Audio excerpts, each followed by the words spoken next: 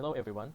Today we're pleased to present you guide about the senior project topic of deep learning for wireless communication. My name is Krit Jaithawin. And my name is Krongkwan Tonkaew. The first one, the introduction. This project presents methodology and algorithm to apply deep learning to wireless communication. It is deep learning to design end-to-end communication chains. Deep learning improves the performance of the traditional approach by thoroughly optimizing the transmitter and receiver as an autoencoder instead of optimizing individual module both at the transmitter and receiver. Next, our objective. The first one, to transmit the data more efficiently and reduce error by autoencoder with deep learning. And the second one, apply the knowledge from mobile and digital communication subject to use in this project. This is our scope. The first one, study the conventional communication system and observe each performance of different methodology. And the second one, execute with conventional communication system. And next, study and implement existing autoencoder. And the last one, compare the performance between autoencoder and conventional transmission. And the theory of conventional communication system. The conventional communication system focuses on the chain of many independent blocks separately at the transmitter and receiver. And next, the theory of Hamming code. Hamming code is an error correction system that can detect and correct error when data is transmitted. It requires adding the parity bit with the data. It is commonly used in error correction code. And the theory of autoencoder, a neural network that learns data and produces results as the original data, which when it sounds superficial, does not seem to benefit from our doing this. But in fact, it is a model that is useful for data transmission. This type of neural network is called autoencoder.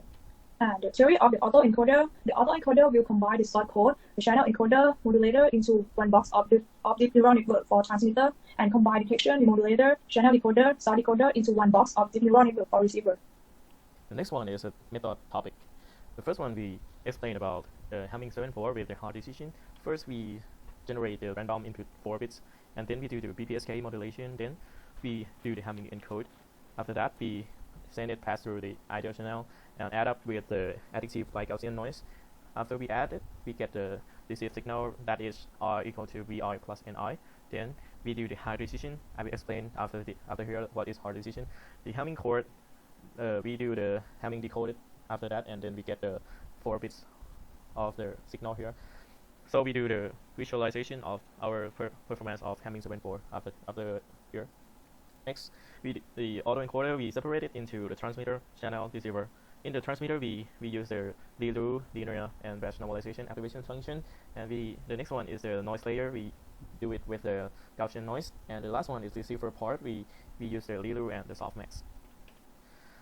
So in the pseudocode, we explain about the first one is the import the useful libraries, and then we define the parameters by define m equal to 16, where m is the number of random symbol, and generated 10,000 of random number from 0 to 15, and create a one-hot encoder to convert our data into one-hot encoder. Then we generate the autoencoder models. The sixth one is do the model summary to visualize our model and create 1,500 radiation data and convert it into one-hot encoder. Then we fit the model. After that, we separate our model into encoder, which is the transmitter, and the decoder, which is the receiver. Then we create a 45,000 testing data and convert it into one-hot encoder. Then we visualize the performance of the autoencoder step by step. First one, we define the EBNO, which is a signal power. The range of them will be -4 to 8.5. Then we define the bit error rate range, and then we define the EBNO equal to 10 power of EBNO range over 10, and the noise standard is equal to this formula. Then we define the noise mean equal to 0, and then noise equal to noise standard multiplied by the random standard normal distribution, and encoded signal equal to predicting testing data in part of the encoder model, and final signal equal to encoded signal plus the noise, and predict the final signal, then the final predict output by using the arithmetic of the predict signal the final signal, and count the number of errors that predict the output that not equal to the testing data in order to calculate the bit error rates that equal to amounts of errors divided by the number of the testing data. Next will be the results. This one is the result of the autoencoder 7/4, and the next one is the result of the autoencoder with the channel fading. And the last one is the comparing between the Hamming code and the autoencoder. We see that here, the left one here will be more better if we increase the value of the signal power here, but it will be better than the Hamming code at this point.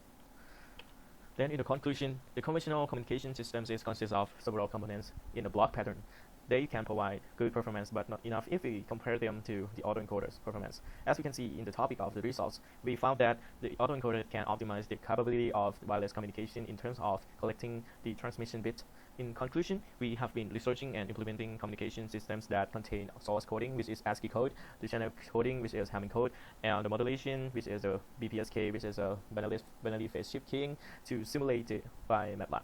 We are getting the result between the bit error rate and the signal power in a graph. Before the simulation, by using Hamming code, we calculated bit error rate and the count number of errors in the process of adding AWGN and channel. After that, we implemented autoencoder by using Google Colab and compare the result between them.